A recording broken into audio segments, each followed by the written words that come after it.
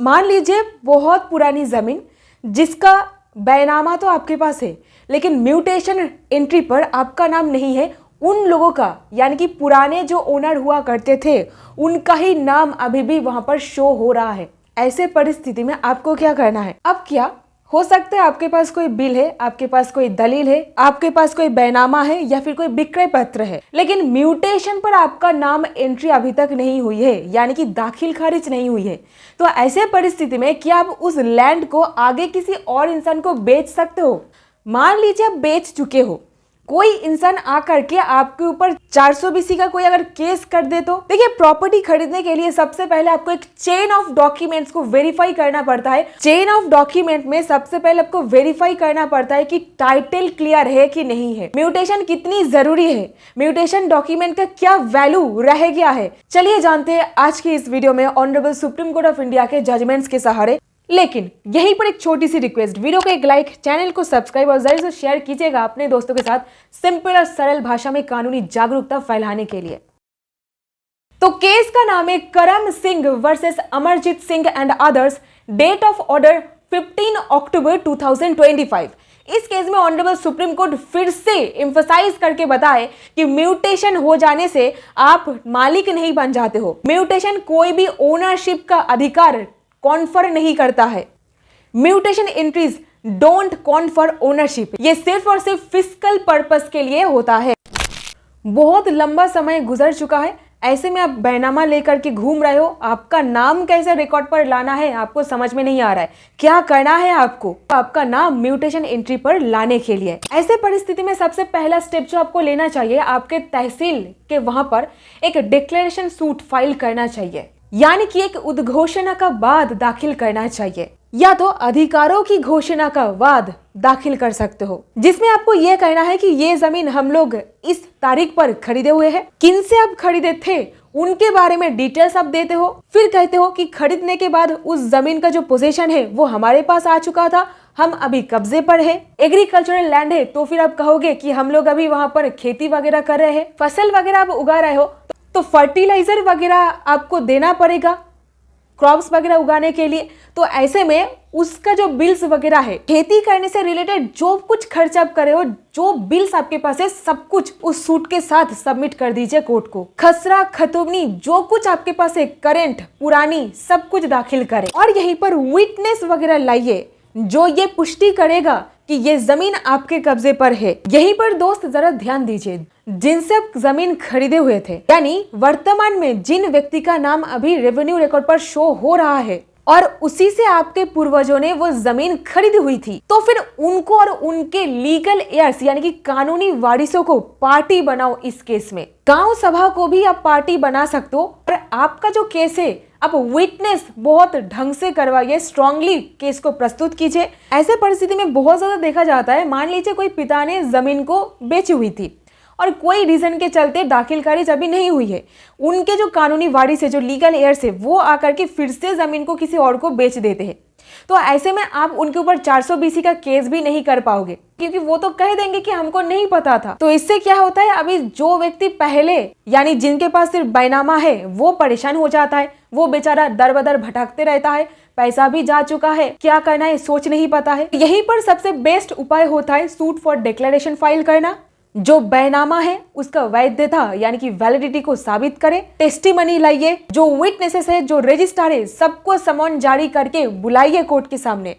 Cross examination में signature verify करवाइए, photos वगैरह किनका है सब कुछ वेरीफाई करवाइए और यहीं पर जैसे ही कोर्ट कन्विंस हो जाएंगे, आपके पक्ष में एक ऑर्डर आएगा और फिर उस ऑर्डर के ऊपर बेस करके आप अपना नाम म्यूटेशन एंट्री पर रिकॉर्ड कर पाओगे, आपका नाम तुरंत रजिस्टर कर दिया जाएगा। लेकिन खेल सारा प्रमाण के ऊपर निर्भर करेगा, अब कितनी स्ट्रॉन्ग मजबूत तरीके से मैटर को प्रूव कर पा रहे हो इसके ऊपर डिपेंड करेगा। समय लगता है, पूरा प्रोसेस है, पेशेंस बना करके रखनी पड़ेगी। सो जस्ट समरी, सो इमीडिएटली आपको सूट फॉर ओनरशिप या फिर सूट फॉर डिक्लेरेशन फाइल करना चाहिए, नहीं तो इस जमीन को लेकर के आप लगे रहोगे, फिर आपका जो नेक्स्ट जनरेशन है वो भी कोर्ट केस के चक्कर में समय बर्बाद करता रहेगा। मेरे नानी का बहुत बड़ा एक प्रॉपर्टी है। नानी करीब 40-50 साल पहले उस जमीन को एक पड़ोसी से खरीदी हुई थी। 16 बीघा के आसपास वो जमीन है। नानी के पास दलील तो है,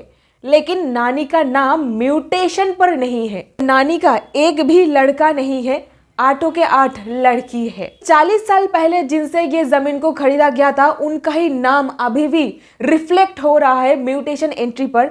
नानी का नाम नहीं है, लेकिन नानी के पास दस्तावेज वगैरह है उस जमीन से रिलेटेड। तो क्या नानी उस प्रॉपर्टी को अभी रजिस्टर करा पाएंगे? यहीं पर देखिए, ट्रांजैक्शन बहुत ही ज्यादा पुरानी है। तो यहीं पर सबसे इंपॉर्टेंट सवाल आकर के खड़ा होता है, क्या उस जमीन का अभी जाकर के म्यूटेशन हो सकता है? पॉसिबल तो है, लेकिन BLRO ऑफिस म्यूटेशन करने से मना कर सकते हैं, क्योंकि बहुत ही ज्यादा पुरानी ट्रांजैक्शन के बारे में यहाँ पर बात किया जा रहा है। यहीं पर सवाल आता है, आखिरकार जमीन खरीदने से कितने दिन के अंदर अंदर हम लोग को म्यूटेशन करना पड़ता है?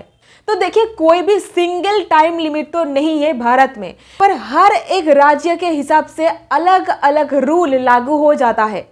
अलग अलग राज्य और उनके अलग अलग रूल्स। लेकिन हाँ, रेकमेंड यहाँ पर किया जाता है, जमीन खरीदने से 3 से 6 महीने के अंदर अंदर म्यूटेशन प्रोसेस कंप्लीट कर लेनी चाहिए। देखिए, म्यूटेशन का वैल्यू के बारे में अगर बात करें, म्यूटेशन एक प्राइमा फेसी मतलब प्रथम दृष्टया ओनरशिप का विवरण दे देता है। आपका जमीन का जो नंबर है वो डाल करके, जो मौजा वगैरह है वो सब डाल करके अगर आप कंप्यूटर पर देखोगे, जिनका नाम आएगा उनको ही एक प्राइमा फेसी ओनर मान लिया जाता है। हालांकि म्यूटेशन एंट्री कोई भी टाइटल का प्रूफ नहीं होता है। म्यूटेशन केवल किया जाता है फिस्कल पर्पस के लिए।